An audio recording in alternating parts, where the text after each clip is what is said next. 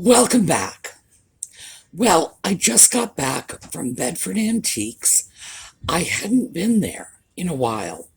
And so, I had the hardest time just getting off the first floor to go up to the second floor. It's usually where I start.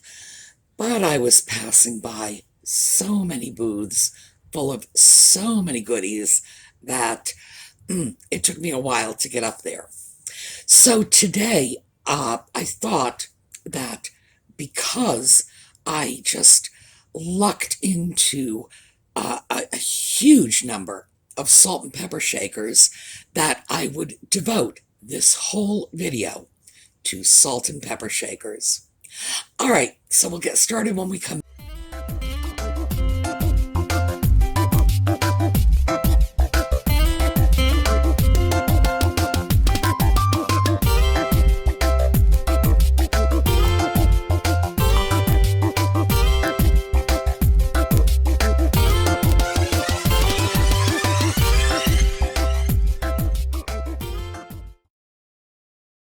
Salt and pepper shakers are some of the things that I can really sort of blow out of my Etsy shop.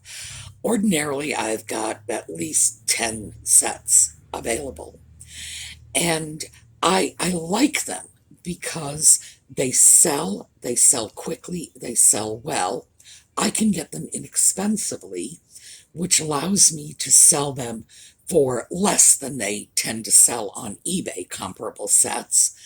And they're small, they're light, they're easy to ship. And as I've mentioned before, it's the sort of thing that people like. It's very easy to add color and whimsy and just a little personality to your kitchen or your dining room just with a set of salt and pepper shakers. So when I see them and I can get them at good prices, I scoop them up. And sometimes I'll go to not so good prices if they're interesting and unusual, because people will buy interesting and unusual. So the first stop as I got into the door was one of the little booths that I can't say I get a lot from them, but because they have a display shelf right on the aisle as I'm passing by, I can always take a look, and I would say at least one time out of three, I get something really nice. And that's what happened today. So let's take a look. Well, we barely got 5 steps in the door when I found this really pretty set of Japan salt and pepper shakers. I really like the fact that they are slightly different colors, so you can tell the salt from the pepper. And the pair, get this around. Here we go. The pair is $5. So they are going over to the desk, and I will be taking them home. So that little set of salt and pepper shakers for $5 was a little on the high side for what it was, but I really, really liked the color combination. And I like unusual and different color combinations because, as I say, this gives people a chance to add some color, an accent color to their kitchen or dining room, or pick up a color that they're already using. So I like to have a broad range of colors.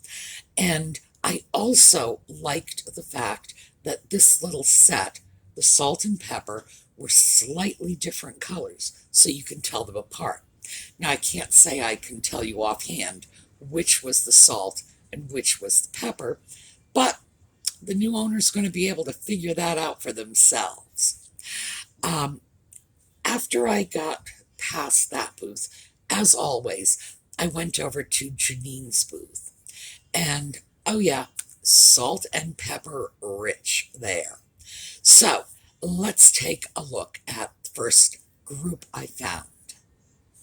Well, as usual, we stopped at Janine's booth as we're heading up to the second floor, and I found 3 sets of vegetable salt and pepper shakers. Asparagus, green peppers, and tomatoes. They are $3 a piece. The tomatoes are marked Japan, the others are not marked, but they are, in fact, all coming home with me. Wonderful. Vegetables. That's the sort of thing that people like. It's the salt and pepper shakers. But people also like vegetables. And if you are an asparagus lover, if your husband is just crazy for peppers, that's the sort of thing that you might end up buying as a salt and pepper shaker simply because it resonates with you. Those 3 sets were each $3, so great price, wonderful condition, very, I don't know, cute, funky, just the sort of thing that appeals to people. For some reason, people like a bit of whimsy in their salt and pepper shakers. And so when I saw those, I thought, great, coming home with me. And no sooner did I get them in my bag when I saw another set of salt and pepper shakers. Now, I do have one thing that I'm going to show you along with salt and pepper shakers, and it's because I picked it up at the same time. So we're going to look at salt and pepper shakers and a really interesting glass pitcher. Well, I found 2 more pieces, and let's start with this. $2 for a set of very pretty glass salt and pepper shakers. Now, the lid, the top on this one has been corroded from the salt. However, I have another set like this that is damaged, and I can switch out the lids. And quite fortunately, the lid on the other set is silver, which means it's going to do very well because you'll be able to tell the difference between the salt and the pepper, but otherwise the top is identical. So for $2, yes.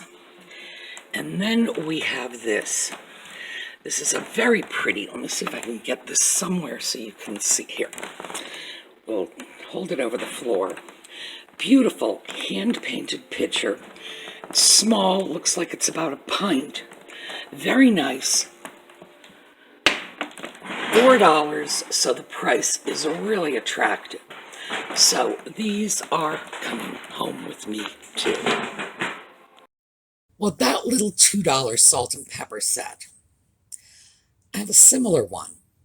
And this is the one that is not corroded. The top here is fine. The salt corrodes the tops of these.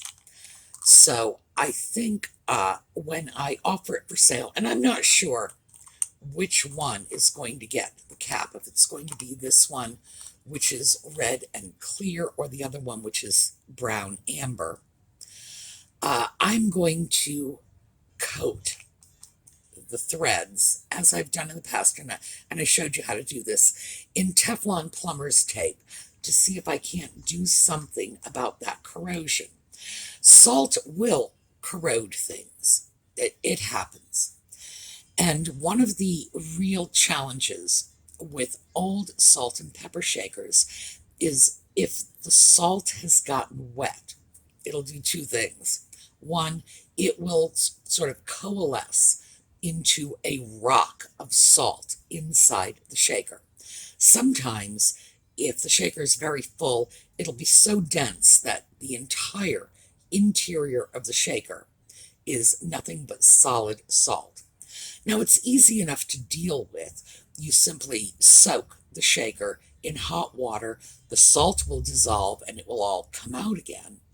But when you're looking at the possibility of corrosion, That's something a little different. So it's one of the reasons that I really like the porcelain salt shakers for my own use. And I like the regular corks as opposed to the plastic stoppers or metal or whatever else have you, because the porcelain will not be corroded by the salt, even if it gets wet. And a little tip on keeping your salt dry. I got this one from my grandmother, by the way, so this tells you how old this trick is. You take a few grains of plain white rice, throw them into the salt shaker, and shake it up, and the rice will absorb the water and keep your salt dry. I always thought that was an old wives' tale, but I tried it, and of course, my grandmother was an old wife, so why would I not think that? Tried it, it works. Now my salt shakers always have a few grains of rice in them, and I never have problems with the salt getting moist and turning lumpy. And where I live in south central Pennsylvania, we can have really humid days, especially in the spring and summer. There are days when I will get out of bed, put my glasses on, and my glasses are kind of fogged up. This is in my home, not like out in a rainstorm or anything. And that's just a function of the humidity here. So I tend to pay special attention to the salt because, you want your shaker to work, and it only works if the salt is in the fine little granules. It does not work when it's in a nice lump. And I don't know if you folks remember Morton Salt. Morton Salt had a slogan: when it rains, it pours. Now, that is sort of a common idiom that basically means when one thing happens, a lot of things happen. But Morton Salt meant it in terms of when it rains, when there's moisture in the air, the salt will still pour out of the container because of some sort of processing they did. I don't know what. In my experience, Morton salt is just as likely to get cakey if you get it too wet as any other salt, but that was their slogan. And I remember being a kid thinking, yeah, when it rains, it pours. Okay, I know what that means, but what are they talking about? Also, another bit of salt trivia. The Morton Salt Company is probably a lot more responsible for the overall health of the American population than you would suspect. They iodized their salt many years ago, and they put iodine in it. That's how they iodized it. They added iodine. And iodine is necessary for proper thyroid function. Many, many years ago, people my age can remember this, when you would see people with large goiters, a large sort of growth on their neck. And this is from a growth on the thyroid. Iodine in the salt helps to prevent goiter. And the reason we don't see goiter anymore is because of iodized salt. So old Mr. Morton, somebody should have given him the Nobel Prize for Medicine for that, because it really was this terrific public service, but it was invisible. People didn't realize they were being medicated, that they were getting something their bodies really needed simply because it had been added to the salt. Today, it can be hard to find iodized salt. And I use iodized salt. As far as I'm concerned, if they're going to give me my iodine in salt, I'm perfectly willing to take it, because I do remember people with goiters. And it was not an uncommon sight when I was a kid. So I know a lot of people have issues with that. It's like, I don't want iodine in my salt. I do. I'll take your iodine, because I know what it was like when our population did not have iodized salt. And goiters were left, right, and all over the place. So, a little more salt trivia. All right, next up, still at Janine's booth, I found this really nice set. And I was just about to leave when I found one more vegetable salt and pepper shaker set. These are carrots, very big. $6, as you can see. Well, let me hold my hand here so you can see the size. Larger salt and pepper shakers like this are very popular. They used to be used on stove tops, and they would just sit there being attractive on the top of the stove and allow you to salt and pepper as you cooked. So yes, they are coming too. Yeah, a bunch of carrots. Now, it was a little more expensive at $6, given the fact that the others were $3 and the little glass set was $2 because of the corroded lid. At $6, it was a little more expensive, but $6 for an oversized set of stovetop salt and pepper shakers, that's a good price. Years ago, people kept salt and pepper shakers on their stovetops. In fact, the older stoves, many of them had a little shelf on the top where you could put salt, pepper, spices, whatever you wanted. But almost always there was a salt and pepper shaker there, so you could just season your food without going out of your way. Because I have a 1933 stove, I do have a shelf, and my stove, Ezra, he has a name. By the way, that comes from the fact that his brand is Sears Easiest Way, and it's EZ-EST. So Easiest Way. So I just took the easy and called him Ezra. He has a nice shelf, and I keep a set of stovetop sized salt and pepper shakers there. So, funny thing is, I don't use them. I mean, there's salt and pepper in them, but I don't use them when I'm cooking. Ordinarily, I will get the pepper mill, and I don't know. I guess somehow I'm just a step behind what I ought to be doing. But it's nice just to have them there because I remember growing up with that, with the salt and pepper on everybody's stove. Just what was done. All right. As I brought all my little stuff from Jeanette's shop back to the counter.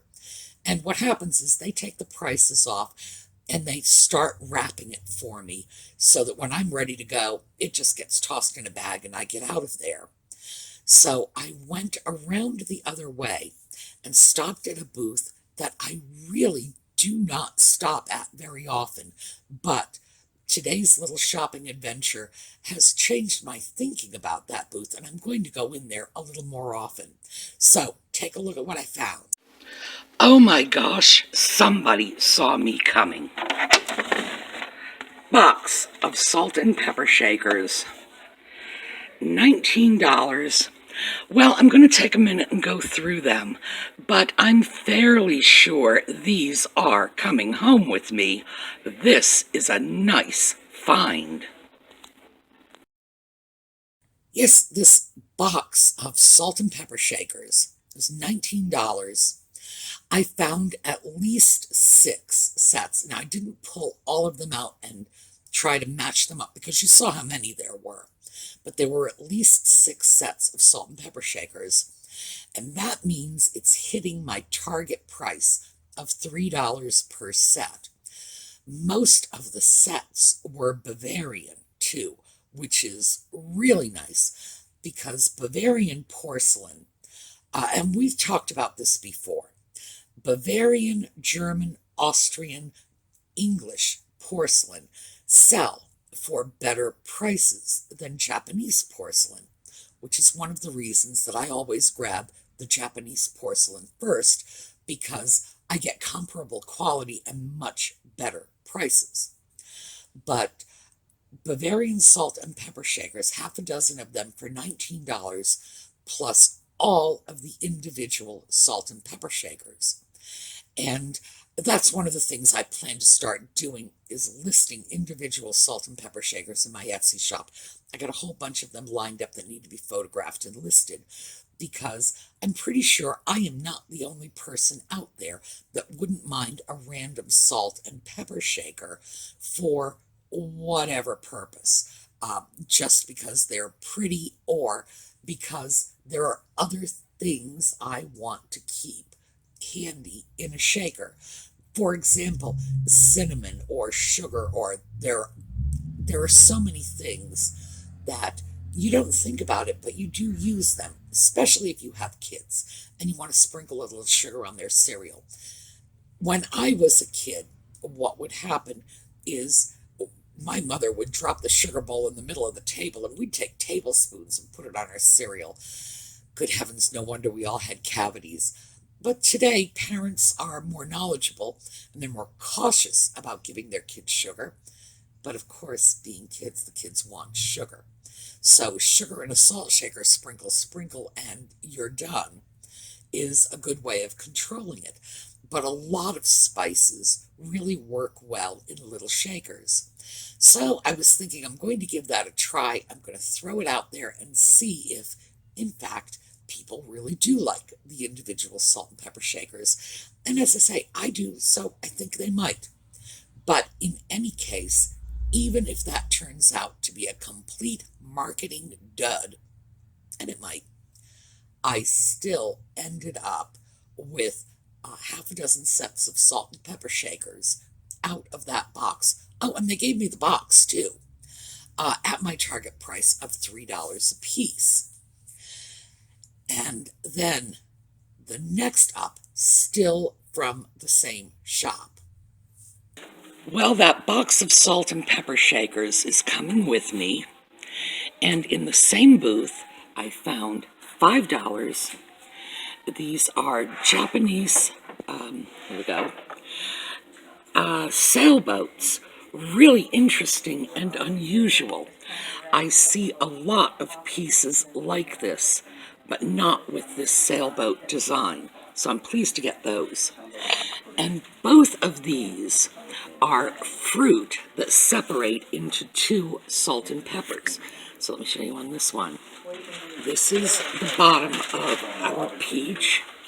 This is the top, and it's got the little cork in it, which will be replaced because those degrade over time. And here's our tomato. Again, I guess that's the inside of the tomato. It rather looks like a slice of pizza to me. Missing cork, but again, no big deal because I always replace them anyway. So, $5 for each of the three of these. And yeah, they sure saw me coming. Well, I brought these all up to the counter because I wanted to have them cut open the tape. Now, I can do that myself, slice the tape. My thumbnail is what I use for that. But I don't like the idea of doing it at a place like Bedford, because if you separate the pieces, people will come along and they'll take one piece, wander off with it. They don't know what the price is. They don't understand that it's part of a set. So ordinarily when people have stuff taped together, I take it to the counter and let them handle the untaping. But I will want them untaped before I buy them. And that's because not only do I want to see how they work, how they go together, but because I want to make sure there's no damage in those two faces of the piece that are taped together. So I got the two stacked sets. That was a peach and a tomato. Those are cute. You don't see those very often. And also that little pair of Japanese sailboat shakers. And I was very glad to get those because that is a really common style of Japanese shaker. Usually they have the traditional Noritake pattern, tree, shack, lake, sometimes swan on lake. Or you have something else instead of the tree, like a windmill. Uh, or in one case, I think I had a set with tall ships. I still had the lake, because the tall ship was in the lake, and, the little shack. But the idea of having sailboats is really nice because that's different. And people tend to like that particular style of shaker. And as I say, I like to be able to offer some different. So that was the salt and pepper collection I was able to pick up today. Now, because I deal with salt and pepper shakers a lot, the first thing I do after I've cleaned up the salt and pepper shakers is I always replace the corks. I don't care how good those corks look. Doesn't matter. Both shakers have their corks. No, corks are coming out and they're getting new corks. This is because corks deteriorate over time. And very often I can tell you the age of a salt or pepper shaker simply by examining the cork, because after a while you just get used to what a cork that is 70 years old looks like, as opposed to a cork that's 30 years old or a cork that's 90 years old. So I always replace them because when I sell a set of salt and pepper shakers, I expect people to be able to take it out of the box, pop the cork out, stick the salt and pepper, and pop it on the dining table just like that. I do not expect my buyers to have to go wandering off trying to figure out how to get a cork. It's very difficult, by the way, even for me, and I do this all the time, to determine what size cork you need for salt and pepper shakers. I just keep a whole bunch of corks in a whole bunch of sizes, and it's just trial and error. What fits in, what doesn't. And worse than that, some sets of salt and pepper shakers, I would say maybe, 10 to 20%, depending on the era. And some eras it's more common than others. 10 to 20% of salt and pepper shakers as a set do not have the same size holes in the bottom. The corks are not interchangeable. So you will have one size for one of them and a smaller, larger, whatever for the other. And I certainly don't expect that my buyers are going to have to go out and get, I get them in lots of 100. So they've got a set of salt and pepper shakers. I don't expect them to have to go out and buy 100 corks to fit one shaker, 100 corks to fit another shaker, just to be able to use their item. I mean, I'm not doing my job as a seller if that's what I'm throwing out to my buyers. So I keep the corks. I make sure that everything is working, that the corks fit, that they come in and out easily. Oh, and by the way, another little sort of salt and pepper tip. If you have corks in your salt and pepper or anything else, and they don't come in and out, they don't move through the hole as easily as you would like, a little bit of olive oil will fix that. Just smear a little olive oil around the cork, pop it in, and it should move in and out very quickly.